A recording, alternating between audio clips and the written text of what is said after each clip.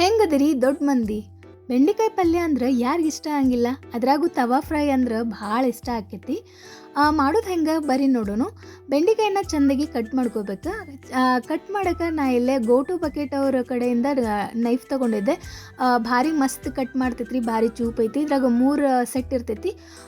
299 ಏನೋ ಐತಿ, ಭಾರಿ ಚಲೋ ಐತಿ. ತೊಗೊಳ್ತಿದ್ರೆ ನೀವು ಅವ್ರಿಗೆ ಕಮೆಂಟ್ ಮಾಡಿದ್ರೆ ಅವ್ರು ನಿಮ್ಗೆ ಲಿಂಕ್ ಶೇರ್ ಮಾಡ್ತಾರೆ. ಮತ್ತು ಇದನ್ನು ಬೆಂಡಿಕಾಯಿನ ಚೆಂದಾಗಿ ಹುರ್ಕೋಬೇಕು. ಇದು ಹುರಿದ್ರಾಗೆ ಇರ್ತೈತೆ ರೀ, ಸ್ವಲ್ಪನೂ ಅದು ಅಂಟಂಟು ಇರ್ತೈತಲ್ಲ, ಅದು ಒಟ್ಟು ಜೆಲ್ ಪೂರ್ತಿಯಾಗಿ ಹೋಗ್ಬೇಕು, ಹಂಗೆ ಹುರ್ಕೋಬೇಕು. ಆಮೇಲೆ ಅದೇ ತವಾಗ ಸ್ವಲ್ಪ ಎಣ್ಣೆ ಹಾಕಬೇಕು, ಜೀರಿಗೆ ಹಾಕಬೇಕು, ಸಾಸಿವೆ ಹಾಕಬೇಕು ಮತ್ತು ಉಳ್ಳಾಗಡ್ಡಿ ಹಾಕಬೇಕು. ಚೆಂದಾಗಿ ಮಿಕ್ಸ್ ಮಾಡ್ಕೋಬೇಕು. ಇದನ್ನು ಚೆಂದಾಗಿ ಫ್ರೈ ಮಾಡ್ಕೋಬೇಕು. ಆಮೇಲೆ ಸ್ವಲ್ಪ ಉಪ್ಪು ಹಾಕಬೇಕು. ಉಪ್ಪು ಹಾಕಿ ಚೆಂದಾಗಿ ಫ್ರೈ ಮಾಡ್ಕೋಬೇಕು.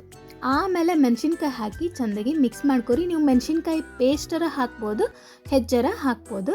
ಆಮೇಲೆ ಅರ್ಶಿಣ ಪುಡಿ ಮತ್ತು ಒಂದು ಸ್ವಲ್ಪ ಧನಿಯಾ ಪುಡಿ, ಇಷ್ಟ ರೀ ಇದಕ್ಕೆ ಬೇಕಾಗಿರೋ ಇಂಗ್ರೀಡಿಯೆಂಟ್ಸ್. ಇದನ್ನ ಚೆಂದಾಗಿ ಹಾಕಿ ಫ್ರೈ ಮಾಡೋದ್ರಾಗ ಇರ್ತೈತಿ. ಆಮೇಲೆ ಇದನ್ನು ಬೆಂಡಿಕಾಯಿ ಹುರಿದಿರ್ತೇವಲ್ಲ ಅದನ್ನೆಲ್ಲ ಹಾಕಿ ಚೆಂದಾಗಿ ಮಿಕ್ಸ್ ಮಾಡಿ ಲಾಸ್ಟಿಗೆ ಕೊತ್ತಂಬರಿ ಹಾಕಿದ್ರೆ ಮಸ್ತ್ ಬೆಂಡಿಕಾಯಿ ಪಲ್ಯ ರುಚಿಯಾಗಿ ರೆಡಿ ಆಕೈತಿ. ಮಾಡಿ ನೋಡ್ರಿ, ಮಜಾ ಮಾಡಿರಿ.